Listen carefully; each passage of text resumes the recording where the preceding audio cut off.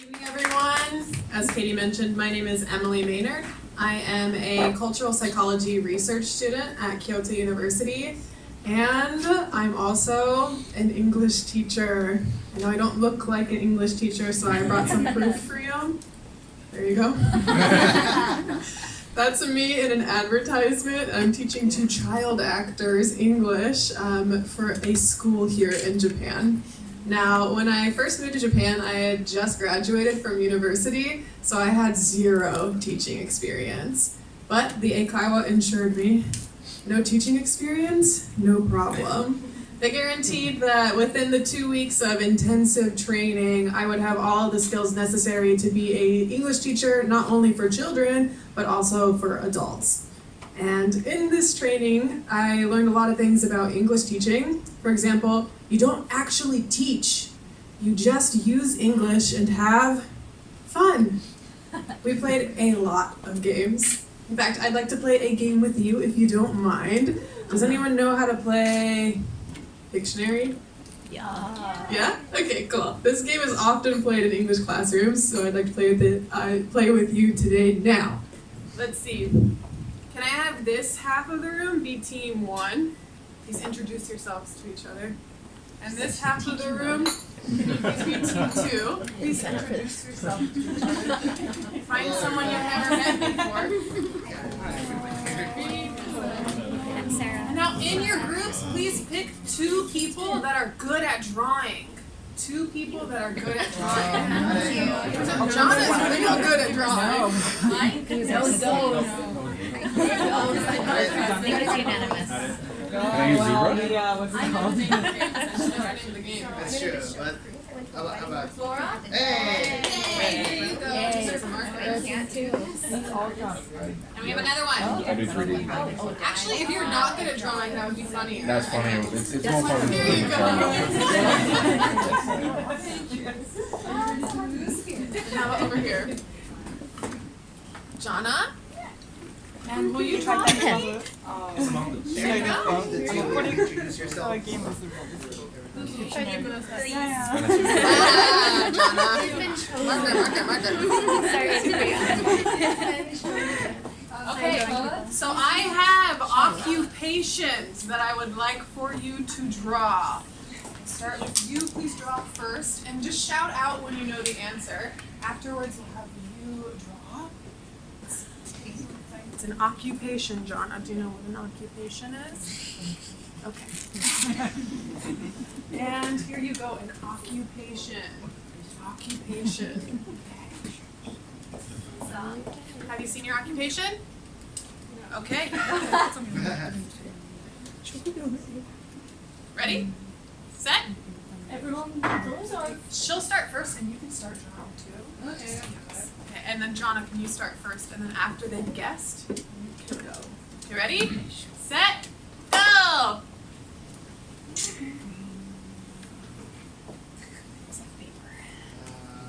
Leprechaun. Nurse. Well done. Okay. Did you say nice. Roberts. Baker? Yes.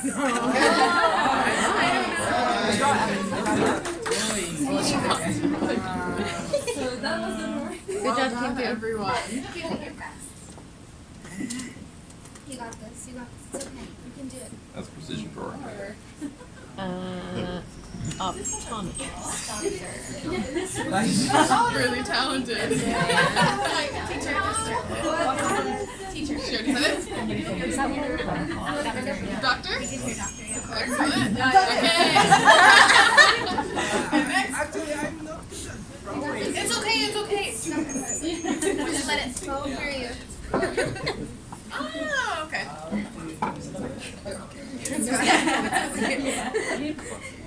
Okay, so you guys Don't we all? Good job. I'll take that from you. Can I see the pretty pictures that you drew? Train conductor. So much. Cute. And whoa! I love it. That's really cute. Okay.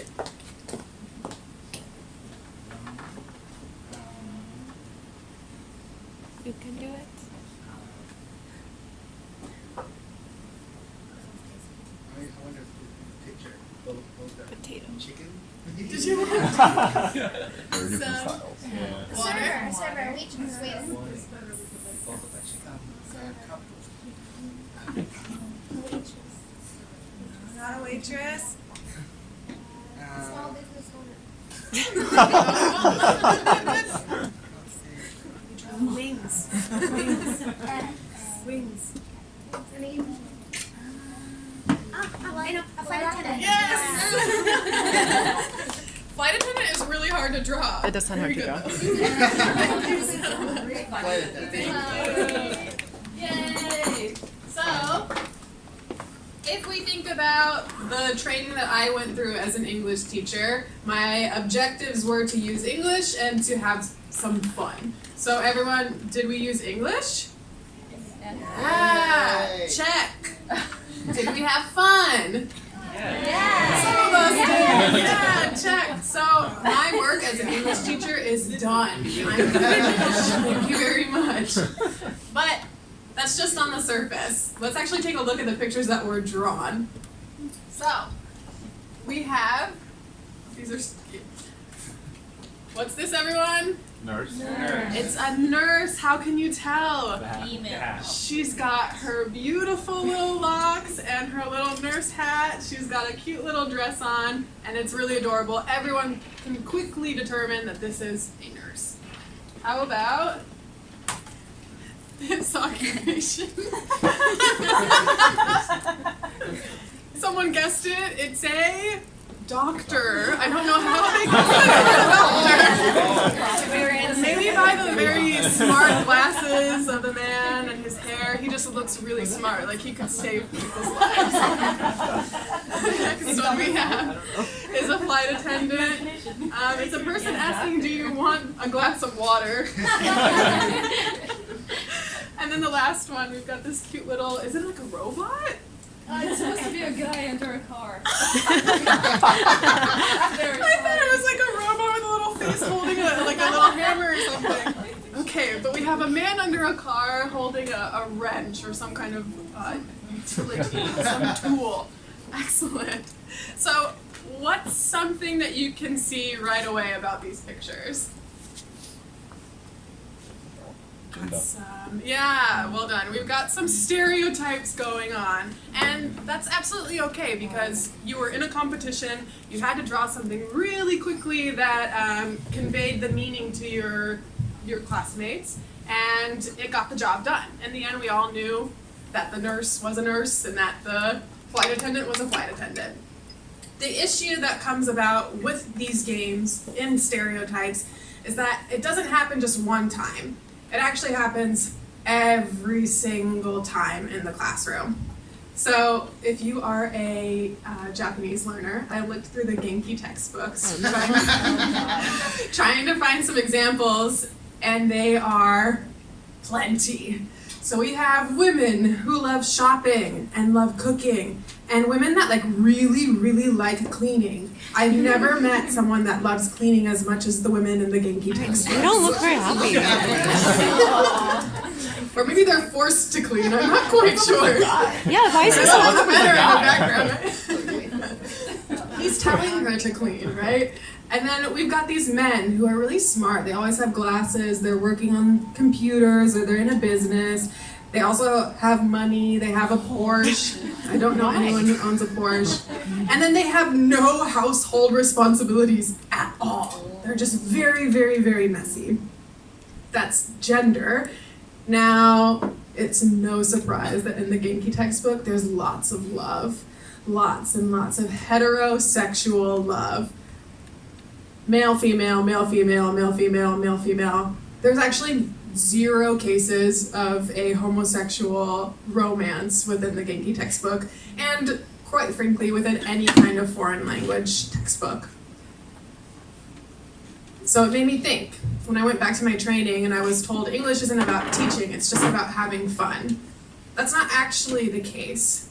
We're teaching a lot that's not necessarily in terms of grammar or in terms of vocabulary. We're actually teaching about social things. So, it does hurt people, right? These stereotypes, they marginalize people who are not considered to be normal or not considered to be white or straight. They stunt the potential of people. They stunt our ability to learn about ourselves. So, when you think about sexual minorities in particular, they have higher increased incidences of bullying and discrimination. They experience a great sense of shame and depression. They also might be more likely to engage in risky behaviors and drug use. They have a higher risk of falling into poverty. And they have higher rates of suicide in comparison to their heterosexual cohorts. So this is a really dangerous thing that we draw upon when we use stereotypes within the classroom.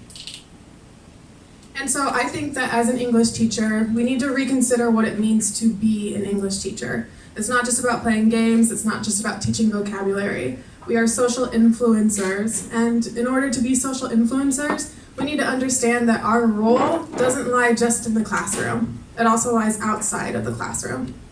And so I think that it's our responsibility to make sure that we protect our students in the classroom and outside the classroom, but we need a little help doing so. So I'd like to call upon the Fab Five, the boys of Queer Eye. Now, how many of you have seen Queer Eye? Okay, if you haven't seen Queer Eye, it's a Netflix TV show and it's fantastic. They're a group of individuals that go into households and they change people's lives. They instill within them confidence. They affirm that by giving them love, and they make them feel seen and heard. And I think that all of us as English teachers should really act like the Queer Eye folk by being queer. Queer. So I have some tips for you on how to introduce queer theory into your teaching. First, we need to question normal. When we talk to our students, we actually make a lot of assumptions about them, mainly that they're straight, that they identify as male or female, and that they come from nuclear families. But that's absolutely not the case, right? So no one's asking you, do your parents know that you're straight? That's because we operate based on a heteronormative way of thinking. We assume that everyone is heteronormative.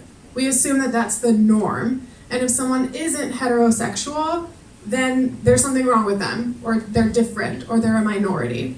So we really need to rethink what is normal. Why am I asking my male students if they have a girlfriend? Why am I saying to my female students that they look beautiful today? Why am I assuming that all of my students are coming from married households?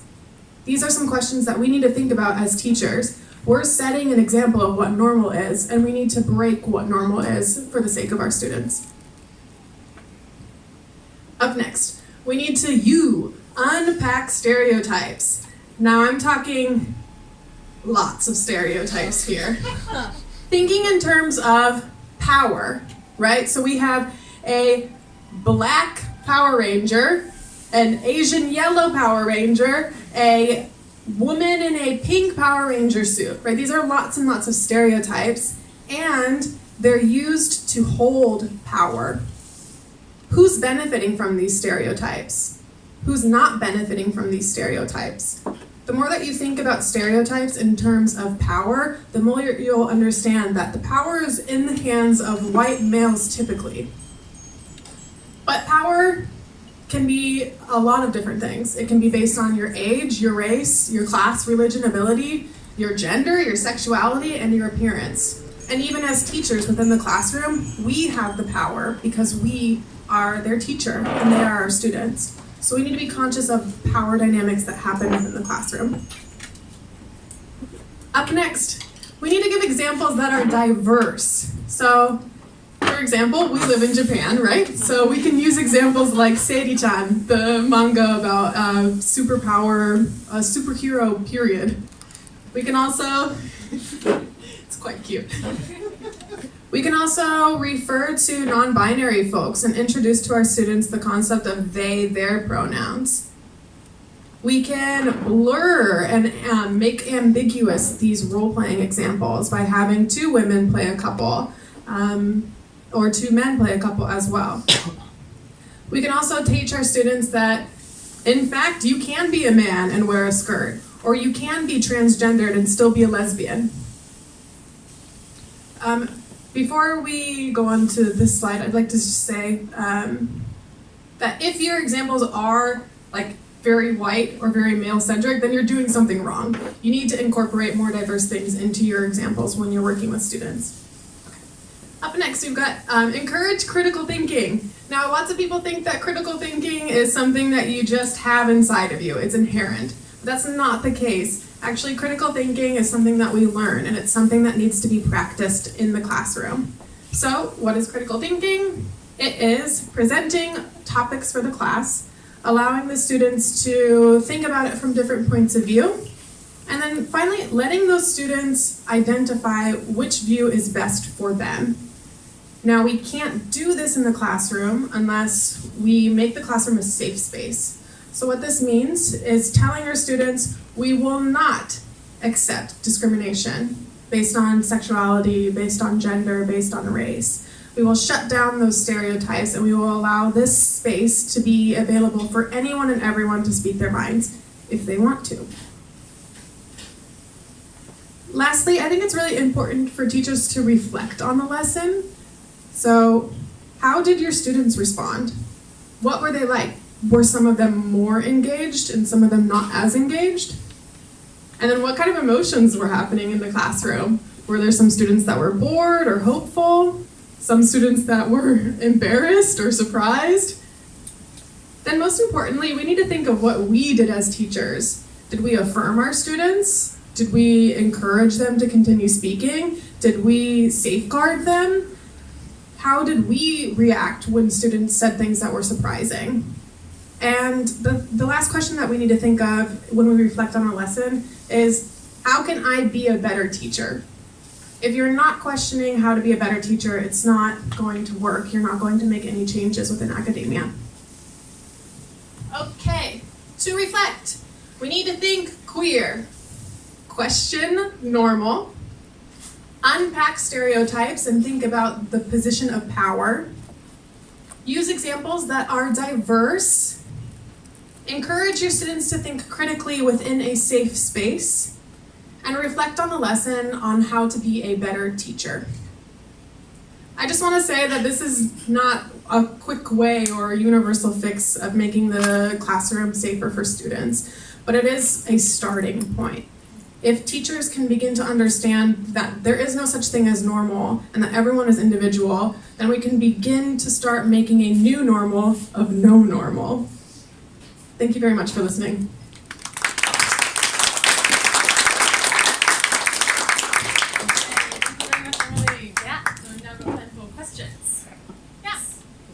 So, fantastic talk, and this is something that definitely needs to be addressed, especially in Japan. But my question is, and it's something that I think the Queer Eye, the Fab 5 really lack on, is it is important to get kids in the classroom to feel more comfortable, but what do you think can be done on a more social level outside of the classroom? What do you think we can do in Japan? Because that needs to change. Right. If not, the kid may be, in the classroom be safe, being gay, but when he goes outside to deal with his friends, his family, his coworkers, what do you think society in Japan as a whole can do? Yeah, great question. And it's something that we all need to think about. That's why I wanted to make this PowerPoint not just about teachers, but in general. These are some things that you can use in your daily life. And the first thing is just looking around and seeing what you believe is normal, and then breaking those biases down. So there's a wonderful quote that I keep reading within my literature that says, "We wouldn't have a closet if you didn't put us in there," which makes sense, right? So when we allow these safe spaces and we allow children to come out of this closet, we're still actually putting them in a stereotype.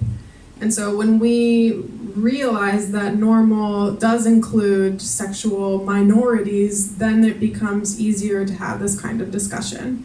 So I really believe that it's about understanding what normal is, breaking that down, and then building up a new normal. And that, of course, requires communication. You have to talk to your friends about it. You have to talk to the community about it.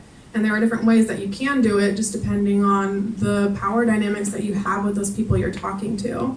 You can be an activist, and you can be really loud and vocal with some people. Otherwise, with family members, you can approach them in a different way. Does that answer your question? Yes, it does. Thank you. Thanks. I have two questions. Could you elaborate about the part of question? No, I couldn't understand about this. What is the question of no? And secondly, so in Japan, normal the stereotype is pervasive in Japan society, and even if we got many new idea like your idea outside from classroom, there are many stereotypes, and we should sometimes we have that conflict with society and I. So how to deal with this situation? Please give me some way to deal with this situation.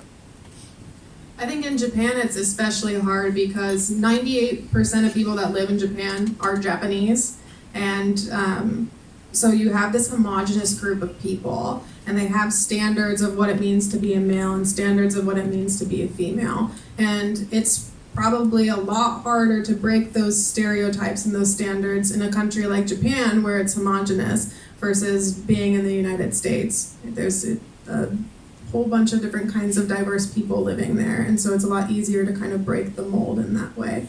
So there is a concern about maintaining these kinds of stereotypes, but there's also an imperative to break it down, because if you think about women in Japan, for example, they are a minority and they experience a lot of discrimination, and they don't necessarily have the opportunity to be a true individual and to be a true self because they're not given that opportunity to. So again, it's just going back to this dialogue that you have with your friends and your family. The influence starts there, right? If you have children, you teach them about breaking down gender stereotypes. It happens in the classroom, yes, but it has to happen outside of the classroom. Otherwise, there's not going to be any change. And your question about normal is just the way that you see the world every single day. We don't question it. No one asks you, why are you straight? Because everyone assumes we're all straight. So instead, it's thinking, why do I interact with people in this certain way? And then assuming that your assumptions are not the same across the world, right? Your assumptions are individual and they need to be broken down in order for you to understand that everyone has a rich and individual life. Okay, thank you very much. Yeah. Hi. Great talk. Thank you. I'm wondering if you've experienced any pushback after trying to implement these sorts of things in the classroom. Yeah. As you can see, the color of my hair is a huge hurdle in Japan. And it's something that I've had to deal with. And I've been asked by my principal to change my hair color, and I had to make that decision.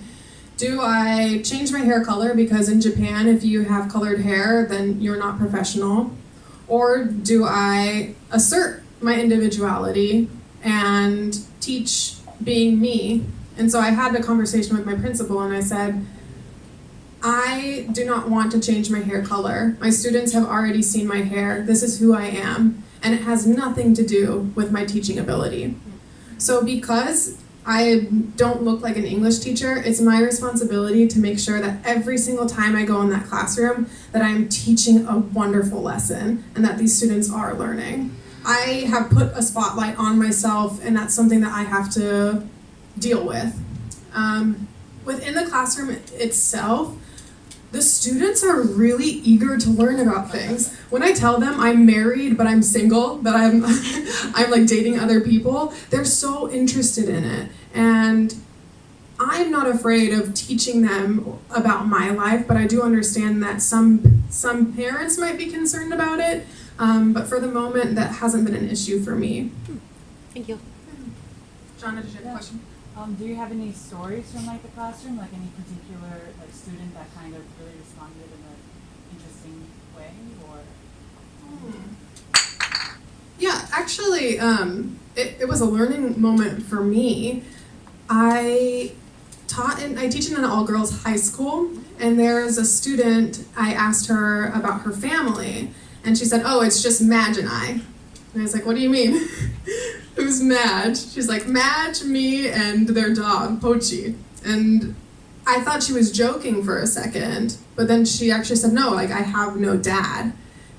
And that was my learning opportunity there, that the way that I reacted by laughing really can shut down those other students. But luckily, her name is Serena, I guess maybe she's used to having to explain her family situation all the time. But it should have been my responsibility to affirm the fact that, okay, she's in a 2-person household and that's perfectly fine. Instead, I reacted in a very terrible way that could have done some kind of psychological harm to her if it happens every single time when people question, "Where's your dad? Where's your dad? Where's your dad?" So yeah, ever since I learned that, that's actually when I started researching how to be more inclusive and how to break down heteronormative standards. When you're teaching at an all-girls high school, have you thought about doing, even if it's a little flawed, like implicit bias testing? It has its own set of problems, I understand, but maybe as an introduction, because it is a bit of a complex theory that you can break down. Yeah, I do love implicit biases. Yeah, it's a whole nother ballgame. And in a way, like, I would love to implement that. I haven't thought about doing that, which is really cool. But have you used the Harvard website with doing the implicit bias testing? I think that's really great for Westerners, but I wish that there was one that was more tailored to the Japanese, right? But if that was the case, maybe we could do an implicit bias based on gender.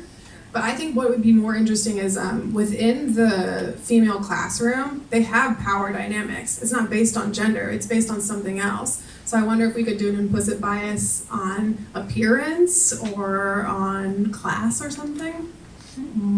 Cool, thank you. I know you had a question, but that inspired me. Yeah. Very, very good talk. Very educational. The first impression of Japan and Japanese culture, very conservative, very homogenous.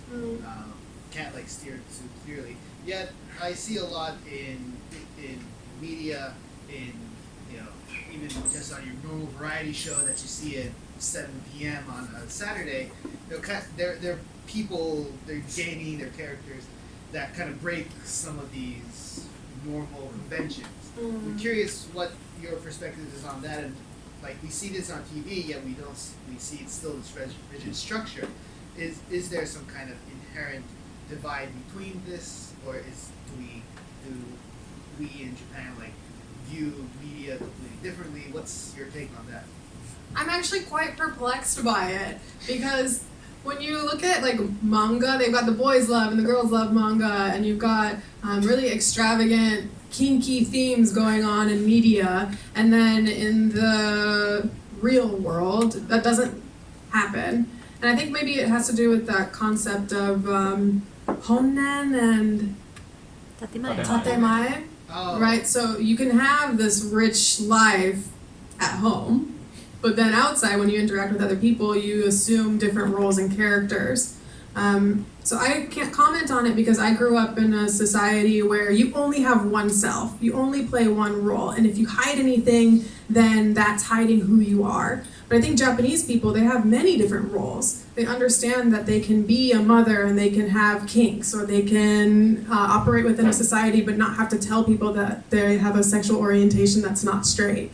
But it is quite interesting to me is how in the media you can have all of this, but then in the real world it doesn't exist. Yeah, it's something that I'm researching, and I'm quite interested about it.